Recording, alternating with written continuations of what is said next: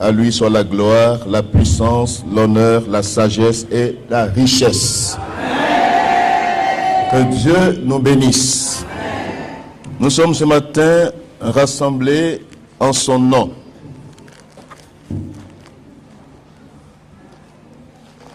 L'un des buts de nos rassemblements, c'est non seulement de l'adorer, de le louer, mais de l'écouter aussi nous parler. Ce matin, Dieu nous a parlé au travers des prophéties. Dieu cherche des vrais adorateurs qui l'adorent en esprit et en vérité. Dieu aussi cherche des instruments à utiliser. Dans ces temps difficiles, dans ces temps de la fin, Dieu cherche des Nathanaël, des disciples, des personnes qui ont renoncé à elles-mêmes. Ces personnes qui sont disposées à aller sur le champ de bataille pour arracher à l'ennemi ce qu'il a volé à Dieu, les âmes qu'il tient captives. Nous allons sur le terrain pour les délivrer. Dieu a besoin de chacun d'entre nous. Ce matin, Dieu te cherche. Le thème que nous abordons dans ce mois, c'est le sujet de l'apostasie et de la séduction. L'Esprit de Dieu nous avertit que dans les derniers temps, beaucoup abandonneront la foi pour s'attacher à des esprits séducteurs. Et ce matin, nous verrons le verdict de Dieu. Qu'est-ce que Dieu déclare à la fin? Qu'est-ce que Dieu décide? Quel est le verdict de Dieu? Vous savez, nous sommes tous en face du Créateur. Nous n'allons pas nous dérober. Chacun sera en présence de Dieu. Dieu nous appellera tous à son tribunal. Dieu nous invitera et nous convoquera. Ce sera une invitation pour ceux qui sont fidèles, mais ça sera une convocation pour ceux qui résistent à son appel. Donc ce matin, nous verrons le verdict de Dieu, le verdict final de Dieu en face des apostats, des séducteurs, et aussi l'héritage de Dieu pour les vainqueurs. Alléluia. Le verdict de Dieu, les conséquences malheureuses, si on demeure dans l'apostasie, si on demeure dans la séduction, quel est le verdict de Dieu? Quelles sont les conséquences qui nous attendent? Mais aussi quel est l'héritage des vainqueurs? Alléluia. Donc c'est le thème de ma prédication ce matin. Et pour ce faire, nous lisons dans Apocalypse chapitre 21. Apocalypse chapitre 21.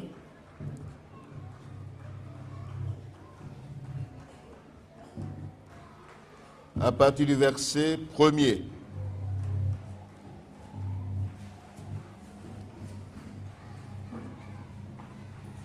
Apocalypse chapitre 21, le dernier livre de la Bible.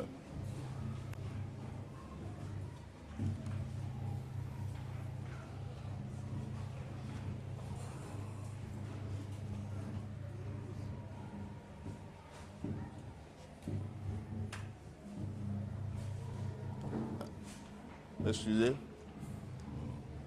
Apocalypse, le chapitre 21. J'avais décidé de ne plus prendre les lunettes, mais je regardais de nouveau et voici, il y avait un ciel nouveau et une nouvelle terre, car le premier ciel et la première terre avaient disparu et la mer n'existait plus. Je vis la ville sainte, la nouvelle Jérusalem, descend du ciel d'auprès de Dieu, belle comme une mariée qui s'est parée pour son époux. En même temps, j'entendis une voix forte issue du trône qui disait: Voyez à présent, Dieu a dressé sa tente parmi les hommes et il la partage avec eux. Désormais, il habitera au milieu d'eux. Ils seront son peuple et lui, Dieu, sera personnellement avec eux. Il essuiera toute larme de leurs yeux. Alléluia. Il n'y aura plus ni mort, ni tristesse, ni souffrance. On n'entendra plus de plaintes, ni de cris de douleur, plus de peine, ni de dur labeur, car l'ancien monde aura disparu. Et tout ce qui fut autrefois a passé pour toujours. Alléluia. Alors celui qui siégeait sur le trône déclara: voici, je crée un univers nouveau. Cette fois, je renouvelle toutes choses. Il ajouta: écris ces choses, ces paroles sont vraies et entièrement dignes de confiance. Puis il me dit, verset 6, désormais tout est accompli. Je suis le premier et le dernier, l'alpha et l'oméga, l'origine et le but. Et voici l'héritage que je réserve à ceux qui ont soif, à ceux qui sont des vainqueurs. Je leur donnerai à boire de l'eau de vie gratuitement. Alléluia. Les vainqueurs hériteront toutes ces choses. Je serai leur Dieu et ils seront mes fils et mes filles. Verset 8. Quant aux lâches, aux infidèles, c'est-à-dire aux apostats, aux séducteurs, aux inconstants, aux dépravés, aux assassins, aux idolâtres et adeptes des pratiques occultes, qui s'écartent de la vérité, leur part sera dans l'étang ardent de feu et de soufre, qui est la seconde mort. Que Dieu bénisse sa parole. Amen. Dieu a le dernier mot. Même si nous le fuyons, même si nous faisons fi de sa présence, même si nous ne le calculons pas, un jour nous serons en face de lui. Tout homme sera en face de son Créateur. Il y en a qui pensent qu'on peut fuir Dieu.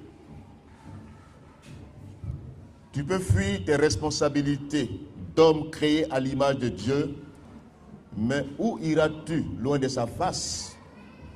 Où te cacheras-tu? Celui qui a créé l'œil, ne voit-il pas? Celui qui a fait la bouche, ne parle-t-il pas? Celui qui a fait les oreilles, est-ce qu'il demeure sourd? Tu es créé à l'image de Dieu. Ne fuis pas ton Créateur. Ne sois pas en fuite. Vaut mieux tomber dans sa main aujourd'hui. Vaut mieux que Dieu me règle aujourd'hui. Vaut mieux que Dieu ait remporté la victoire sur moi aujourd'hui, pour que demain je sois vainqueur avec lui. Tous ceux qui pensent gagner aujourd'hui, qui pensent être dans l'événement aujourd'hui, qui paraissent, un jour, Dieu sera là comme la dernière ligne droite où tu ne pourras plus échapper. C'est pourquoi aujourd'hui, laisse-toi vaincre par Dieu pour devenir vainqueur avec Dieu. Jérémie dit au Seigneur, tu m'as vaincu. Alléluia. Il faut que Dieu ait remporté la victoire sur ta vie. Ne résiste pas à Dieu. Laisse Dieu te vaincre comme Jacob pour devenir vainqueur avec Dieu. Alléluia. Nous voyons le verdict final, les conséquences de l'apostasie et de la séduction. et aussi l'héritage pour ceux qui ont consacré leur vie au Seigneur, qui ont été des vainqueurs. La première chose que nous voulons souligner dans la tendance apostate actuelle, c'est que il y a aujourd'hui quelque chose qui se passe dans le monde évangélique. Voyez-vous, on parle de Jérusalem ici dans ce texte. Je vis descendre la ville sainte, la nouvelle Jérusalem, descendre d'auprès de Dieu. L'une des tendances apostates actuelles des derniers temps, c'est cette anticipation prophétique sur Jérusalem. Il y a une séduction actuelle qui, de manière subtile, a un vernis évangélique, qui veut toucher nos émotions. Ce matin, j'aimerais te dire que tes émotions ne soient pas touchées, mais que ta volonté soit touchée. Amen. Ne mets pas les émotions devant, les sentiments devant, mais la volonté est la locomotive de ta vie. Dieu parle à notre volonté. Dieu ne parle pas à nos sentiments, à nos émotions. Parce que les émotions sont changeantes. Les sentiments, c'est que tu sens, ça ment. Si tu bases ta vie sur ce qui est menteur ou bien sur ce qui ment, ta vie sera déséquilibrée. Ce matin, les prophéties sont sorties, mais que tes sentiments ne soient pas seulement touchés, mais que ta volonté soit touchée. Amen. Quand Jésus-Christ parle, il ne parle pas à nos sentiments. Il ne parle pas à nos émotions. Il parle à notre volonté. Il dit, veux-tu? Alléluia. Veux-tu t'en sortir? Veux-tu être guéri? Dieu parle à ta volonté. Parce qu'il sait que la volonté, c'est le lieu où tu décides. C'est le lieu où il y a la capacité de décision. Elle est la locomotive de ta vie. Elle doit être devant. Les sentiments viennent après. Même ton intellect vient après. Tu es comme un train en gare. Est-ce que vous pouvez mettre les wagons avant la locomotive? Le train va dérailler. Mets ta volonté avant. Les wagons, ce sont ton intellect, tes sentiments, tes émotions. Mais la locomotive de ta vie à laquelle Dieu s'adresse, c'est ta volonté. Que ta volonté ce matin soit touchée au nom de Jésus-Christ. Donc, il y a une tendance actuelle qui touche nos émotions, parce que l'amour que nous avons pour Israël, l'amour de Jérusalem, on anticipe des prophéties. On les fait sortir hors contexte. Et on fait de ça un prétexte. Puisque les chrétiens tombent dans un jeu dangereux, dans une tendance de séduction actuelle. À quoi répond aujourd'hui le pèlerinage? C'est la question que nous devons nous poser. À quoi ça répond un pèlerinage en Israël? À quoi ça répond? Nous sommes en train de suivre nos cousins éloignés qui pensent qu'aller en pèlerinage, c'est être absous de tous ses péchés. Ce matin, Dieu veut que ta volonté soit touchée et ne tombe pas dans la tendance actuelle d'apostasie et de séduction. Nous aimons tous Israël. Nous aimons le peuple juif. Mais ce peuple juif, aujourd'hui, est loin de la volonté de Dieu. Il a besoin de salut. Il attend le Messie pour sa délivrance et sa liberté totale. Les Juifs attendent le Messie. Mais nous, l'Église, quel sera notre apport envers ce peuple? Est-ce qu'il faut l'aduler? Est-ce qu'il faut croire que Jérusalem actuelle est une ville sainte? Est-ce qu'il faut y aller en pèlerinage pour assouvir nos péchés? Est-ce qu'il faut se rebâtir dans le Jourdain? Est-ce qu'il faut aller voir les sites qui n'ont plus de valeur pour nous? Jésus-Christ est ressuscité. Il est vivant. Alléluia. Il est vivant. Aujourd'hui, l'une des tendances apostates des derniers temps, c'est d'aller en pèlerinage à Jérusalem, en Israël, dans une terre qui est troublée actuellement par le terrorisme, par les attentats suicides, par toutes sortes de catastrophes, de tueries. Et c'est là que nous pensons que la terre est sainte. Voici la séduction. Et beaucoup d'évangéliques aujourd'hui, ils s'organisent parce qu'il y a un ministère de culte qui cherche à dispatcher son budget, un ministère de pèlerinage, et nous, on veut assouvir ce dessein. C'est pourquoi ce matin, avant d'aborder mon thème, je parle de ce préalable séducteur, ce préalable apostat actuel dans lequel l'Église est tombée. Parce que souvent, ce sont les dirigeants qui sont devant. Ce sont les leaders qui sont devant, qui font la publicité de Jérusalem. Ils anticipent les prophéties bibliques. Quand nous lisons dans Ésaïe 60, d'abord, Galates chapitre 4, versets 21 à 31, pour parler de cette image présentée par l'apôtre Paul, les deux alliances, l'alliance du mont Sinaï. Cette Jérusalem actuelle est esclave, elle est terrestre, comme Agar et le fils qui est né selon la chair, Ismaël.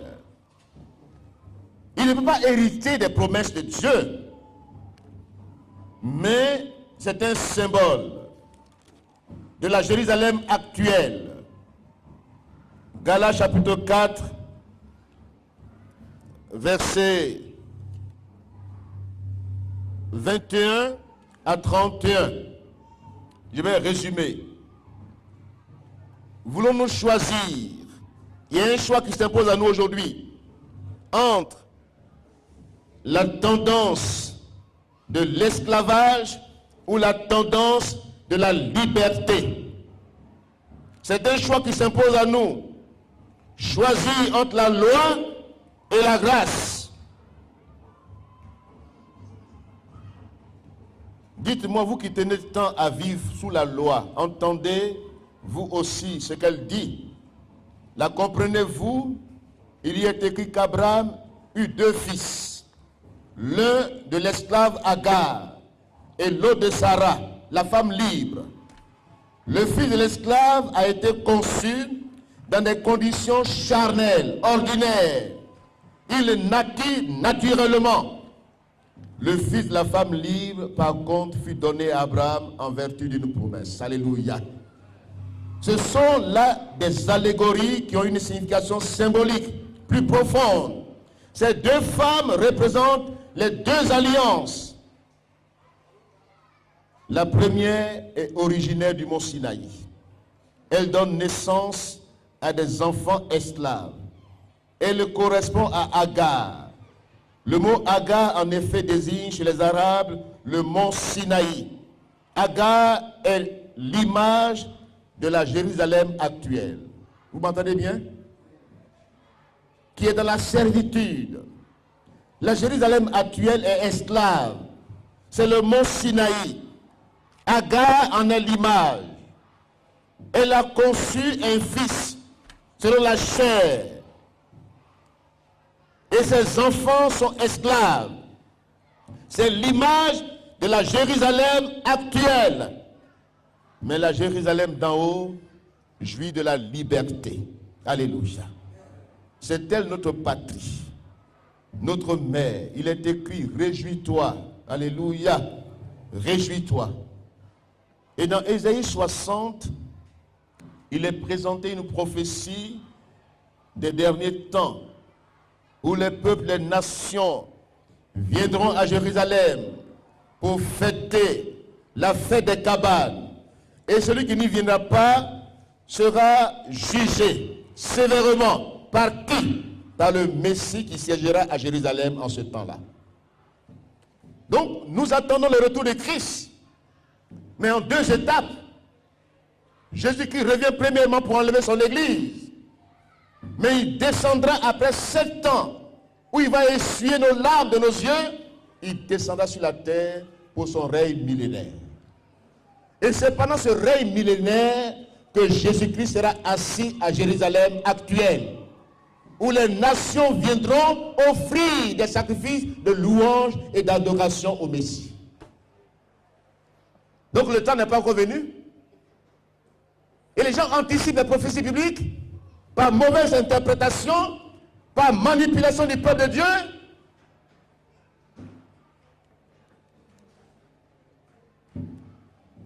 Ce n'est pas encore le temps de dire, on prend cette profession, on dit voilà, il faut aller à Jérusalem pour adorer. Mais qu'est-ce que Jésus a dit à la femme samaritaine?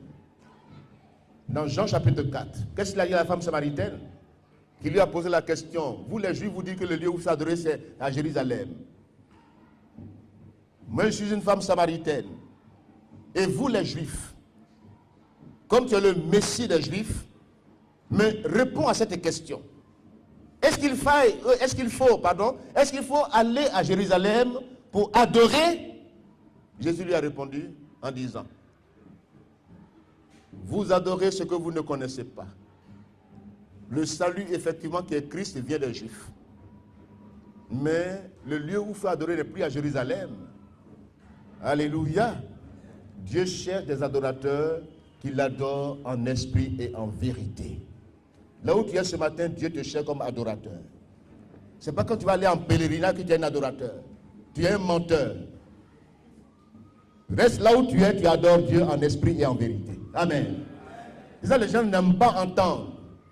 Parce que tout le monde a fermé ses oreilles à la prédication vraie. Quand ils prêchent ainsi, parce qu'ils ont déjà organisé le programme, ils sont déjà en train de s'organiser pour prendre de l'argent au gouvernement, pour séduire les gens, pour envoyer des prédicateurs là-bas comme si c'est à Jérusalem actuellement. Moi j'ai dit aux gens, les gens m'ont proposé un billet gratuit, j'ai dit prenez votre billet là. Mon heure n'est pas encore arrivée. Même si je me donne un billet gratuitement pour aller à Jérusalem, je n'irai pas. Il a refusé plusieurs fois. Ce matin, j'aimerais te dire, Dieu te cherche. Dieu cherche des vrais adorateurs qui l'adorent en esprit et en vérité. Notre attente, c'est la nouvelle Jérusalem. Alléluia. Après celle qui est là, les premières choses auront disparu. La Jérusalem céleste descendra du ciel d'auprès de Dieu. La ville sainte, là on parlera de la ville sainte, où il n'y a plus de péché, il n'y a plus d'assassinat, il n'y a plus de mort, il n'y a plus de deuil, il n'y a plus de plainte, de lamentation. Dieu va siéger dans cette ville sainte. Voici l'espérance de l'église aujourd'hui. Beaucoup veulent régner sur la terre, beaucoup veulent des royaumes terrestres, mais nous attendons le règne de Dieu. Alléluia. Nous attendons la vraie Jérusalem, celle qui descendra du ciel. Et c'est d'elle qu'Apocalypse parle aujourd'hui. Apocalypse 21, Apocalypse 22. Donc comprenez bien, sortez des clichés que les hommes ont fabriqués pour tromper le peuple de Dieu. C'est des temps d'apostasie et on veut nous mener en bateau. C'est une conception erronée. Le pèlerinage chrétien, c'est une conception erronée. Ça n'a pas de sens. Nous restons bibliques. Nous nous attachons à ce que Jésus a dit. Il a dit à la femme samaritaine, ce n'est pas le lieu qui importe. Mais là où tu es, Dieu te cherche comme adorateur qui l'adore en esprit et en vérité. Et ce matin, voyez-vous, quand vous adorez Dieu, Dieu manifeste sa présence au milieu de nous. Est-ce qu'on a besoin d'aller à Jérusalem d'abord pour dire que Dieu est présent là-bas? Est-ce qu'il faut aller à Jérusalem pour dire, voilà, maintenant je sens la présence de Dieu. Je sens la présence de Dieu. Tu n'as pas besoin de sentir la présence de Dieu. Dieu est dans ton cœur. Dieu est réel. Dieu est agissant. On ne sent pas sa présence. Sa présence est vivante en toi. Pendant Covid-19, comme la porte de Jérusalem était fermée, ils sont allés encore en Turquie. Sur les vestiges des églises, des 7 églises qui sont tombées dans les ruines. Ils sont allés là-bas parce qu'il faut aller à tout prix en pèlerinage. Ils ont fabriqué un autre sujet, ils ont fabriqué données. Pour dire voilà, les 7 églises d'Asie sont en Turquie, allons là-bas. Comme Jérusalem est fermée, voyez-vous, comment l'homme est inconstant dans ses voies, comment les gens nous séduisent, comment les gens nous trompent, et puis ils vont en Turquie, là où même les gens ont besoin de l'évangile, ils n'y vont pas pour prêcher l'évangile, mais ils vont pour regarder les sites mariales des grottes de l'apôtre Jean où il était mort, où il l'a enterré. C'est de la nécromancie. Que Dieu nous aide. Que Dieu nous aide ce matin. Voici l'église aujourd'hui. Une église apostate. Une église qui est séduite. Jésus a dit, quand le Fils de l'homme viendra sur la terre, trouvera-t-il la foi sur la terre? Il n'a pas dit trouvera-t-il la croyance sur la terre, mais la foi, l'obéissance à la parole de Dieu. La crainte de Dieu aura disparu. Restons constants dans les voies du Seigneur. Tu n'es pas monsieur tout le monde. Tu as un nom, tu as une identité. Donc si tout le monde fait quelque chose que je le fais, Dieu peut être avec une seule personne. Et la personne peut être une majorité forte. Un homme avec Dieu est une forte majorité. 1000 hommes sans Dieu, c'est une pauvre minorité. Que Dieu soit avec toi. Que Dieu soit avec moi. Tu seras inébranlable. Dans ces jours, Dieu veut des personnes, des prédicateurs qui se lèvent contre l'apostasie, contre la séduction des derniers temps. Ce n'est pas le mélange, le syncrétisme. Dieu veut de vrais prédicateurs. L'apôtre Paul dit aux Galates, Galates chapitre 3, lisons ensemble Galates chapitre 3. Qu'est-ce que Paul dit à l'église de Galates? C'est une interpellation à l'église actuelle qui vit dans la servitude.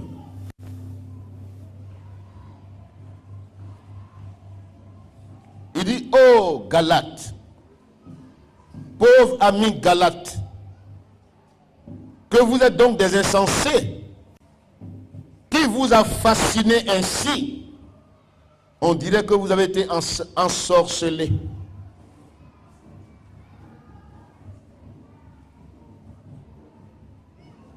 Ne vous ai-je pas dépeint Jésus-Christ, le crucifié, comme s'il avait été cloué à la croix sous vos yeux?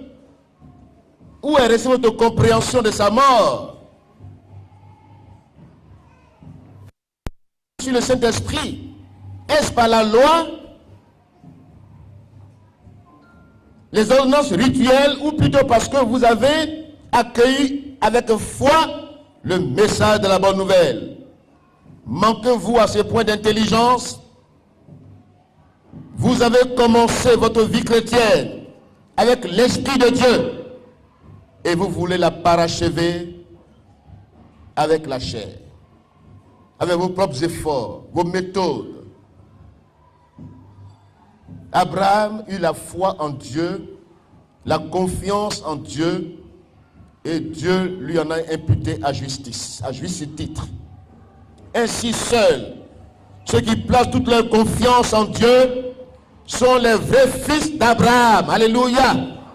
Les vrais fils d'Abraham. La promesse que Dieu a faite à Abraham. Verset 13. A son effet pour nous les païens en Christ.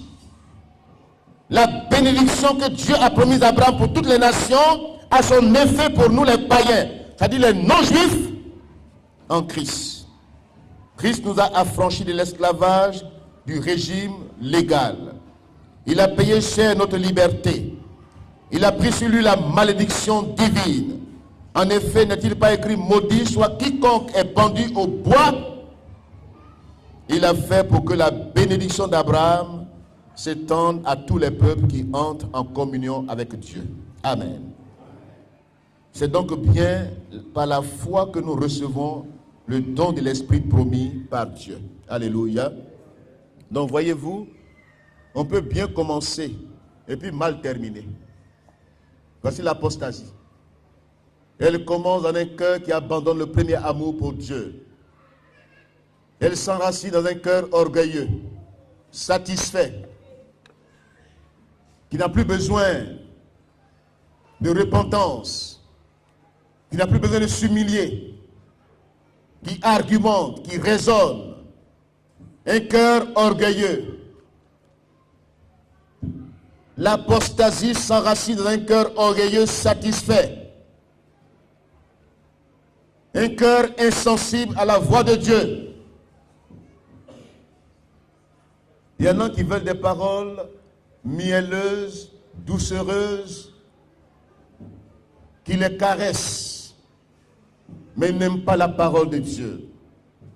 Quand elle est prêchée, ils résistent à Dieu. Or, quelle que soit la parole qui est prêchée, examine-la. Dieu n'a pas dit qu'il faut tout avaler. Examine toutes choses. Retiens ce qui est bon pour toi. Voici un enfant de Dieu. Il n'a pas dit rejette tout. Il y en a qui rejettent tout. Quand ils entendent quelque chose qui n'est pas dans leur direction, ils ne cherchent même pas à examiner la parole de Dieu qui est prêchée. Ils rejettent. Or, la Bible dit examiner toutes choses. Il n'a pas dit avaler tout. Soyez comme les chrétiens de Béret. Quand l'apôtre Paul, le grand prédicateur, prêche, ils examinent les Écritures pour voir s'il y a conformité entre ce qu'il dit et les Écritures. S'il n'y a pas conformité, ils rejettent. Amen. Donc ce matin, examine les Écritures. S'il n'y a pas conformité, Dieu ne t'a pas dit avale tout. Ne sois pas un avaleur qui avale tout. Examine tout. Retiens ce qui est constructif pour ta vie. Ce matin, Dieu veut que tu retiennes ce qui va construire ta vie, ta destinée finale. Alléluia. Qu'est-ce qu'un héritage? Nous parlons d'abord de l'héritage des vainqueurs. Dans le verdict final de Dieu, nous attendons un héritage. Nous attendons de grandes bénédictions. La vraie bénédiction, elle commence par la vie chrétienne authentique. L'héritage est un patrimoine laissé par une personne décédée et transmis par succession sur la base d'un testament. L'héritage donne à celui qui en bénéficie le droit d'hérédité. On l'appelle héritier. Il devient propriétaire à part entière. Il reçoit, il recueille un héritage, soit de croyances, de coutumes, de civilisations, des cultures, aussi un héritage spirituel. L'apôtre Paul dit à Timothée, la foi que tu as est un héritage. Alléluia. Ton aïeux Élus. Oui, Énus. Ou bien ta maman. Mais depuis ton aïeux, cette foi t'a été transmise comme un héritage. Timothée, tu as une foi sincère. Une foi sans hypocrisie. Nous qui sommes nés dans des familles chrétiennes, nous avons un héritage de foi. Amen. Notre culture, elle est chrétienne. Elle est chrétienne. Elle n'est pas une culture qui est née un contexte fétichiste ou bien un contexte d'idolâtrie. Pas que nous naissions chrétiens. Nous le devenions plus tard. Mais notre culture, elle est chrétienne. Il y a des tendances que nous ne pouvons pas accepter. mon meilleur modèle dans ce monde où je suis venu, après le Seigneur Jésus-Christ, qui est le modèle par excellence, mes parents ont été mes meilleurs modèles. Amen. Ils m'ont légué un héritage. Ils m'ont communiqué un héritage de foi. Il n'y a pas de tricherie dans la foi. Une foi sensée, une foi sincère, sans hypocrisie. J'ai vu mes parents servir Dieu. Mon papa est resté fidèle. Il a aimé notre maman de manière constante et fidèle. L'enseignement, c'est ce que tu vis, que tu communiques. C'est ça l'héritage. Tel père, tel fils, telle mère, telle fille. Tu ne peux communiquer que ce que tu as. Mes parents m'ont communiqué ce qu'ils avaient. La crainte de Dieu, le respect de sa présence, ne pas tricher, ne pas mentir, ne pas avoir une vie double, faire semblant, dire une chose et faire le contraire. Ils ne m'ont pas enseigné parce que leur vie est un vécu de l'évangile qui m'a influencé de manière positive. Et un père spirituel n'est pas forcément celui qui t'a amené à la foi, mais c'est celui qui a influencé de manière positive ta vie. Celui qui a influencé de manière positive ta vie est ton père spirituel. Mes vrais parents biologiques ont été mes vrais parents spirituels. Des vrais modèles pour ma vie.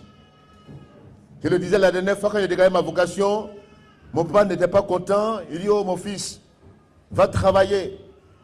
J'ai des problèmes, je suis revenu. Je lui ai dit, papa, il dit, ah, cette fois-ci, là, au plan de Dieu, vas-y, mon fils. J'ai dit, très bien, alléluia. Je me suis engagé à presque 20 ans, 21 ans. Et depuis presque 40 ans, je sers Dieu. Dans la fidélité, dans la loyauté, dans un ministère sans tâche, sans hypocrisie.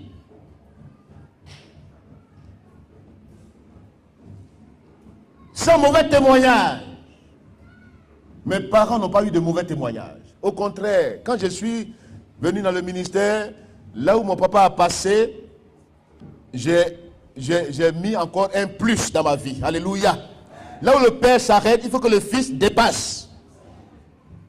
Terach est sorti d'Ur en Chaldée, le père d'Abraham. Il a la vision, mais il est resté dans les plaines.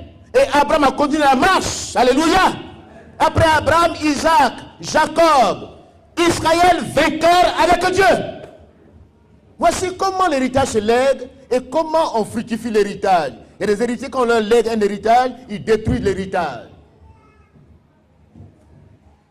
Il y a des parents qui ont été riches, qui ont mis tout à la disposition des enfants, mais des enfants irresponsables. Ils ont foutu tout en l'air. Mais Abraham, Isaac, Jacob ont perpétué l'héritage. Dieu veut que tu perpétues l'héritage de tes parents, mais aussi l'héritage spirituel. Alléluia. Alléluia. Donc l'héritage, il y a un héritage spirituel. Il y a un héritage de civilisation, de culture. Mais en Christ, nous avons un héritage vivant. Alléluia. Parce que celui qui nous a légué l'héritage, sa mort a été constatée. Dans Hébreux chapitre 9, verset 11 à 24, l'œuvre de Christ est une œuvre parfaite, une œuvre complète. Il a tout accompli pour nous. Alléluia. Il a tout accompli à la croix. Il nous lègue l'héritage. Sa mort a été constatée. Parce qu'un testament n'est valable qu'en cas de mort. Aussi longtemps que le testateur vit, le testament n'a pas de valeur. C'est ce que Hébreu dit. Le testament n'est valable qu'en cas de décès. Et c'est pourquoi Jésus est mort pour que nous ayons l'héritage céleste. Alléluia. Cet héritage, il est vivant. Un héritage qui ne peut ni s'essuyer, ni se corrompre. L'héritage que tu as en Christ est un héritage vivant. Alléluia. Cet héritage de vie qui t'est légué à la nouvelle naissance te confère la nature divine. C'est un héritage spirituel. Tu hérites du caractère de Christ. Tu hérites de la vie du crucifié. Comme l'apôtre Paul pouvait dire dans Galates chapitre 2 verset 20. Si je vis, ce n'est plus moi qui vis, mais c'est Christ qui vit en moi. Alléluia. Jésus-Christ doit vivre en toi. C'est ça la vie chrétienne. Beaucoup de chrétiens ne sont pas l'incarnation du Christ. Ce sont des simples religieux. Jésus n'y est pas. Ils font profession de foi, mais ils le renient. Ils vivent comme ils veulent. Ce matin, que Christ s'incarne en toi. Amen. Que tu naisses de lui. La naissance charnelle, ce n'est pas la finalité. Tout le monde est né d'un moment. Mais cette naissance-là, c'est la mort qui s'ensuit. La mort physique met fin à cette naissance. Mais quand tu es né de Dieu, tu es né de l'Esprit de Dieu, tu as la vie éternelle en toi. Même si tu meurs physiquement maintenant, tu vis pour l'éternité. Parce que la vie de Dieu habite dans ton cœur. La nature de Dieu t'habite. Dieu ne meurt pas. Même si Jésus-Christ est mort à la croix, c'était pour te donner l'héritage. Mais il a rendu son âme à son Père. Il allait plaider là-bas au ciel. Sanctifier les choses du ciel. Que Satan a souillé par son péché. Le sang de Christ est excellent. Le sang de Christ a traversé le voile plus excellent. Il a traversé le ciel avec son sang.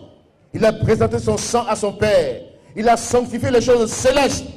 Pas seulement les choses terrestres, mais les choses célestes. Alléluia. Il fallait qu'il meure. Que son sang précieux, sans tache, sans défaut. Ce n'est pas le sang des boucs et des taureaux qui peuvent sanctifier les choses du ciel.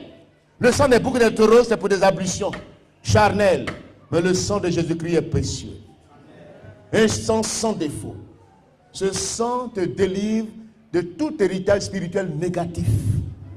Tout ce qui est comportemental, tout ce qui est culture, coutume, traditionnel, pratique occulte dans le passé. Quand tu viens à Christ, il te délivre de tout héritage spirituel négatif. 1 Pierre 1, verset 18-19. Il nous a franchis, il nous délivre de tout ce que nous avons hérité de nos pères, dans notre culture, loin de Dieu, fétichiste, occultisme, sorcellerie. Il nous en délivre. Le sang de Christ nous purifie de tout péché. Alléluia. Si donc le Christ t'a franchi, tu seras réellement libre. Que Jésus-Christ t'affranchisse aujourd'hui. La vraie liberté est en Christ. On n'a pas dit si tu appartiens à une dénomination, tu seras libre. On n'a pas dit si tu appartiens à un concept, ou bien à des méthodes, ou bien quand tu adhères à des principes religieux, tu seras libre. Beaucoup ont adhéré à des principes religieux. Ils sont esclaves. Mais si le Christ t'a franchi, tu es réellement libre. Alléluia. Ce matin que Jésus t'affranchisse de tout héritage spirituel négatif. De tout ce que tu as hérité de tes parents qui étaient dans le mysticisme, dans des pratiques occultes. Et tu as hérité de ces choses. Il y a des péchés héréditaires. Il y a des pratiques héréditaires. Il y a des coutumes que tu as héritées de tes parents. Il y en a qui disent, mes parents étaient ceci ou cela. Je demeure tel. Non. Jésus est venu pour t'affranchir de tout héritage spirituel négatif. Que Christ t'affranchisse ce matin et que tu entres dans le vrai héritage qu'il te lègue ce matin au nom de Jésus-Christ. Alléluia. Alléluia. Deviens participant de sa nature. Héritage avec les sanctifiés. Il y a un héritage de protection divine aussi. Alléluia. Ésaïe 54, verset 14 à 17, il dit, s'ils te font un complot, cela ne vient pas de moi. Toute âme forgée contre ta vie sera sans effet. Toute langue qui sera contre toi sera condamnée. Tel est l'héritage des enfants de Dieu. Alléluia. Il y a un héritage de protection sur ta vie. Le nom du Seigneur, le nom de l'Éternel est une tour forte dans laquelle le juste se réfugie et il est en sécurité. Dieu est ta bannière. Dieu est ta protection. En sous l'abri du Très-Haut, repose en son nom. Toutes les flèches qui volent la nuit ne t'atteindront pas. Tu es protégé. Il ne faut pas aller chercher protection chez les marabouts, chez les féticheurs. Et les chrétiens jusqu'à présent, ils consultent les marabouts, les féticheurs, les occultes, les diseurs de bonne aventure, les prophètes. Et les termes ont dit, va voir le prophète. Allons voir le prophète. C'est la sorcellerie charismatique. Sorcellerie charismatique. Le Saint-Esprit t'habite, toi tu vas voir un homme pour le consulter. Tu deviens adorateur d'idoles. Tu deviens quelqu'un qui ne compte pas sur Dieu. La nature de Dieu t'habite. Sa protection est sur ta vie. Ne crains rien. Alléluia. Ne crains rien. Même si on fait des complots contre ta vie, ça va échouer. Ça va échouer. Ils en ont honte. Ils n'ont pas réussi dans leur projet unique. Parce que tu es un enfant de Dieu. Dieu défend ses enfants. Dieu est de ton côté. Ça vaut la peine que Dieu soit de mon côté. Alléluia. Il ne sait pas malheur à l'homme qui se confie en l'homme, qui prend la chair pour appui. Mais heureux est l'homme qui se confie en l'Éternel. Alléluia. Celui qui se confie en l'Éternel renouvelle ses forces. Même si tu es fatigué. Les jeunes gens se fatiguent. Ce matin j'étais fatigué en venant. Mais je suis renouvelé. Je me confie en l'Éternel. Il est ma force, il est ma puissance. Mon Dieu est vivant. Alléluia. Confie-toi à l'Éternel. Ne t'appuie pas sur ta propre force. Les apostats s'appuient sur leur propre force. Mais ceux qui ont une fraîcheur spirituelle s'appuient sur l'Éternel. S'appuient sur le Dieu vivant. Voyez-vous, les jeunes gens chancellent et ils tombent. Mais ceux qui se confient à l'Éternel renouvellent leur force. Ils marchent sans se fatiguer. Ils courent sans se lasser. Et puis encore, ils prennent le vol comme des aigles. Tu es un aigle ce matin. Deviens un aigle ce matin. L'aigle ne subit pas. L'aigle n'est pas dans la victimisation. L'aigle n'est pas là dans la faiblesse. Qui subit les choses. L'aigle surmonte les difficultés. L'aigle s'élève au-dessus des contingences. L'aigle, même les tempêtes, sont des appuis pour l'aigle pour s'élever dans la hauteur du ciel. Lève-toi ce matin dans la hauteur du ciel. Tu es inébranlable, tu es invincible. Tu es un aigle. Alléluia. Tu es un aigle ce matin. Tu es un aigle ce matin. Tu as un héritage puissant en Christ. Un héritage de vainqueur. Un héritage de protection. Et puis, dans l'Apocalypse, il dit que les vainqueurs, à celui qui vaincra, ce mot revient plusieurs fois dans l'Apocalypse, à celui qui vaincra, à celui qui triomphera, à celui qui sera constant dans sa foi, à celui qui persévérera jusqu'à la fin, il y a une récompense. Alléluia. Il y a une récompense. Il y a un héritage final. Sois parmi les vainqueurs aujourd'hui. Il dit, je te donnerai la couronne de gloire. Je te donnerai un caillou blanc, un nom inscrit que personne ne connaît, que toi seul lui connais. Voici l'héritage. Deviens un vainqueur, un triomphateur. N'accepte pas la défaite dans ta vie. L'échec n'est pas pour toi. Tu n'es pas né pour être vaincu. Tu n'es pas né pour échouer. Tu n'es pas né pour être le dernier. Tu es né pour être la tête. Alléluia. Tu dois vaincre. Tu dois vaincre ce matin. Tu dois vaincre ce matin. Il n'y a pas de victoire sans combat. Un vainqueur, c'est celui qui a triomphé d'un combat. Il y a une opposition. Il y a eu une coalition qui est venue contre lui. Il les a dispersés. Ce matin, disperse tes ennemis au nom de Jésus-Christ. Disperse cette coalition diabolique qui veut pour t'arrêter, pour te mettre aux arrêts, qu'ils prennent la fuite. Ne tombe pas. Dieu est avec toi. Mets-les en fuite. Fais-les trembler. Que Dieu bénisse sa parole ce matin. Amen.